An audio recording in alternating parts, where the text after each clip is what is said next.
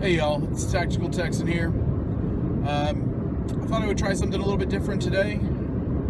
I have a very long commute from my day job to my home, so I thought I might try a little bit of a raw vlog type style format for a little bit and see if that works. So I just really want to go over kind of some headlines that I'm seeing in the news right now, and just kind of give y'all my opinion on it, and talk about it a little bit.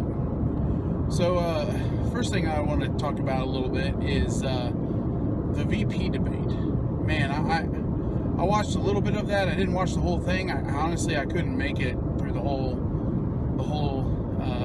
shebang there. Honestly, I really just couldn't get past Kane's interruptions, man. He just kept interrupting constantly, and I couldn't get past it. It just annoyed the ever living piss out of me. And I thought that maybe it would stop, but it didn't, so I decided to turn it off, honestly. Also, not only was his interruptions ridiculous, but also just the stuff that he was saying was kind of obscure and had no point of reference. I don't know if y'all remember any of the old presidential debates, but I remember a time when they would cite sources, and it doesn't seem like they're doing that these days. And it's kind of off the cusp, and that really speaks to the average American citizen and the voter. It kind of talks about how we are so used to just agreeing with or siding with things that are not fact checked. I mean, you see all the clickbait and all the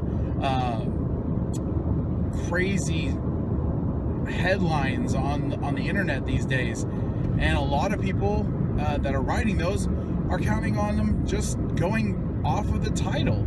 They don't even read the article. So I kind of feel like that's where Kane was going with that, was hoping that the normal American citizen won't check his facts. Pence had some good points. I really wish that at a certain point he would have just looked over at Kane and said, "Will you shut up?" But it seems like Kane was taking a page out of Donald Trump's playbook, and just interrupting and just speaking into things that he didn't really know much about. So I guess it works. It works for him there. The next thing I want to talk a little bit about is this headline regarding Russia doing a atomic bomb drill. Have y'all read this? Supposedly from the 4th of October through the 6th, they're going to be doing a huge drill in the event, to prepare them for the event that a nuclear attack were to happen. I think that,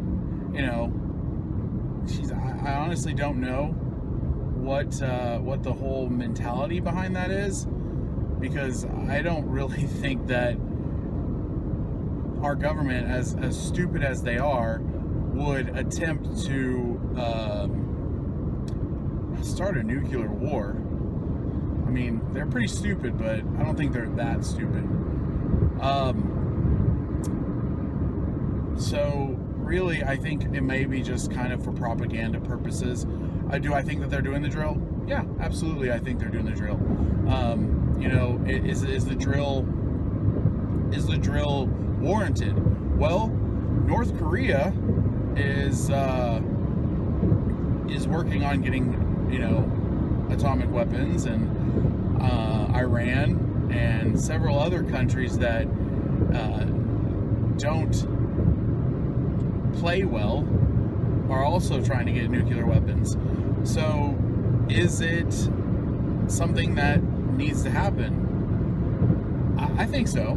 In fact, I would venture to say that I don't think that the American government is going to tell us that we need to be prepared for something like that, which I commend the Russian government for doing. But I think it's going to be on our citizens, us as American citizens, to prepare ourselves for any type of catastrophic events, such as a nuclear war or an EMP attack or something of that nature. They're growing more and more likely. Terrorists are not going to just sit on their hands and stick to the same old things. They're going to educate themselves and learn. And unfortunately, that means more damage, and that means more chances of something catastrophic happening. So I commend the Russian government. I don't like Russia. I mean, nobody does. I mean, if you're American, I don't really think that you're going, yeah, shoot, Russia's a great place to live, because it really isn't. But I commend their government for trying to educate their citizens and prepare them for something like that. And I think that the United States needs to do a little bit better job. So that's kind of where I'm at on that headline. Also, speaking of preparedness, this Hurricane Matthew that's coming up, guys, this is what I'm talking about when I talk about prepping and getting ready for a SHTF, WROL situation. They're about to get hammered by a storm that is going to knock out power for days, weeks, months. We don't know. We don't know how bad it's going to be. And that's what I'm talking about, is you need to prepare yourself for something like that. Because the government's not going to come and rescue you. FEMA's not going to come and rescue you. Katrina, there were people that died on rooftops. There were people that, were stranded for days. So this is a multi-state thing. This is the Southeast. This is not one state. Like Louisiana got hit the hardest by Katrina, and they were the ones that needed the rescuing from FEMA, and it took them a long time to get to them. It took a long time for people to be rescued and provided for. So I wouldn't rely on my government. If you're in that area, I would listen to them and get out. If you have some friends or family that live in higher ground or another state, adios. Head that way, man. But this is what I'm talking about. This is the type of situation that you need to be prepping for. You need to have your food and your water, because even though you may have friends and family that live in another state or in higher ground per se, they may not have the ability to feed you or your family, and you're going to be spending some time without your job, or you may have some paid time off or whatever that you can use to help supplement your income while this is going on. But for the most part, depending on how long it goes, you may not have an income. So having food set aside that you can take with you to another location and getting out of there is going to be a huge help for you and your budget. So there's things all over the United States. You are not in a state that is not susceptible to a natural disaster. You have hurricanes, you have earthquakes, you have tornadoes, even blizzards, those can come and knock out power and knock out roads and all of that. So guys, you are not in an area that is not susceptible to catastrophic weather.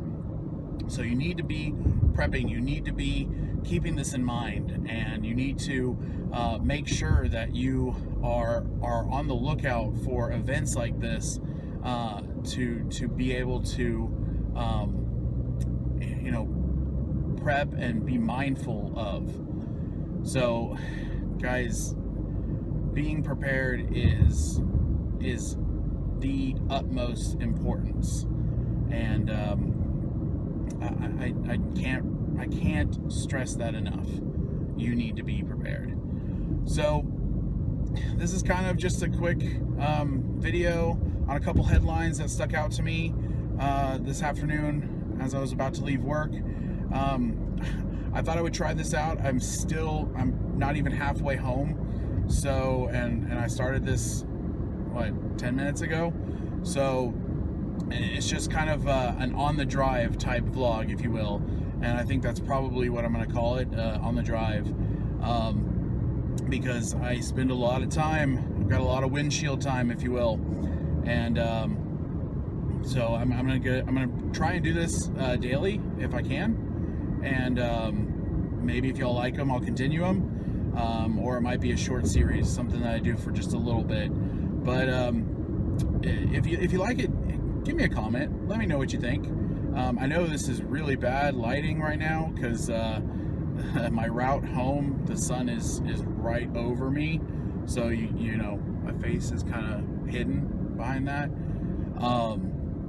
But hopefully I don't always leave at the same time, so hopefully the lighting will be a little bit better for me. Anyways, please give me a thumbs up if you liked it. Give me a comment, suggestions. What is your take on the VP debate? What did you take from that?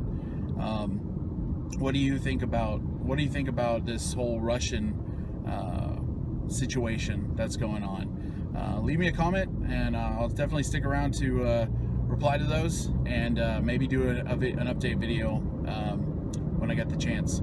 Anyways, this is the Tactical Texan signing out.